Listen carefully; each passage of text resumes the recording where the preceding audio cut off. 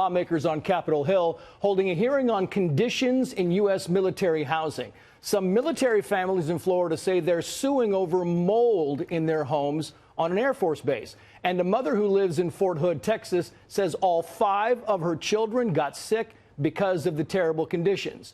Maureen Elliott joins me now. She traveled to D.C. for the hearing. Also joining me, Shannon Razadin. She is the executive director for Military Family Advisory Network and also a military spouse. And Maureen, to you first, thank you so much for coming and joining us on this. I want to kind of talk about your family because you're in your 3rd home on Fort Hood and your kids are still sick. Yes, sir, that is facts. So tell me about your story. Have you fought? Have you told the military? Have you said, look, my children are sick. I'm sick. My husband feels better when he leaves the base. What have you told them? I have exhausted all avenues as far as Fort Hood is concerned. I have reached to the highest levels of chain of command. I have advocated for other military families as well as my own to accomplish safer, habitable homes for our families to no avail. Yeah, you are also, Shannon, we want to point out, a military wife and parent. And I think it's important to know that, you know, we spend so much time thanking our military members for their service. How about some medical care? How about some housing, proper housing? What's the holdup here? What's the solution, Shannon?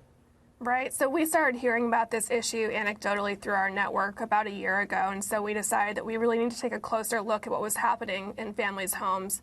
We fielded a survey, and within 1 week, we had 17,000 families respond, sharing issues of mold, rodents, all types of vermin infestation, lead.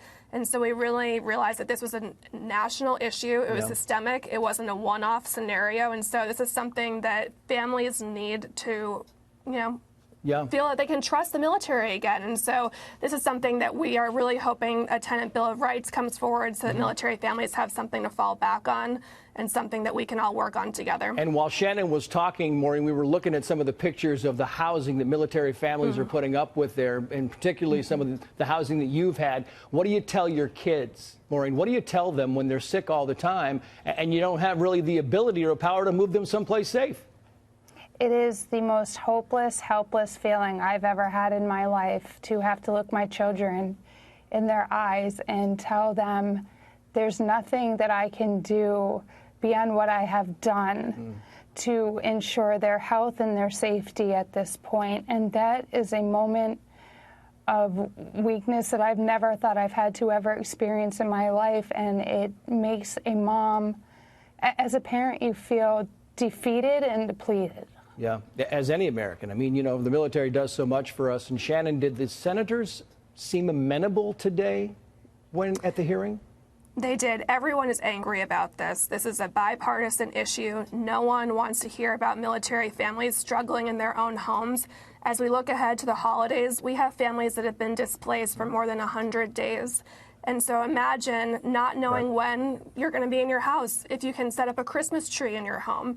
And so this is something that it isn't just a military problem. It's something that we should all be angry about. It's something that we should all be active and engaged on, because military families sacrifice so much. They should not have to be worried about their safety in their homes. Right. And I just want to go to each of you quickly once again. Shannon, to you first. I mean, the families that are suing, they just want their lives back. It's important to remember that this housing is not a handout, that military families pay for these homes. And so it's not much to expect to have a safe place to raise your family. And so we are really hopeful that we get to quick resolutions so that families don't have to worry about this in the future. Maureen, I know this is heartrending for you and your kids. What did you say or hear from the senators that you would like to share with us? I wanted to touch on what Senator Blumenthal was speaking on as far as retaliation for military families. It's unacceptable, but there are many families that are facing that just by speaking up and putting their stories out there. And a lot of spouses like myself were afraid to speak for a very long time. Yeah. So in getting our story out there and the recognition that the senators hear us and they care, that is moving mountains, and it's making a difference. And that's what we want. It's time to move mountains. Maureen Elliott, Shannon Razadin, good of you both. Best of luck to you both. We're pulling for you. Thank you, Thank you Trace. so much.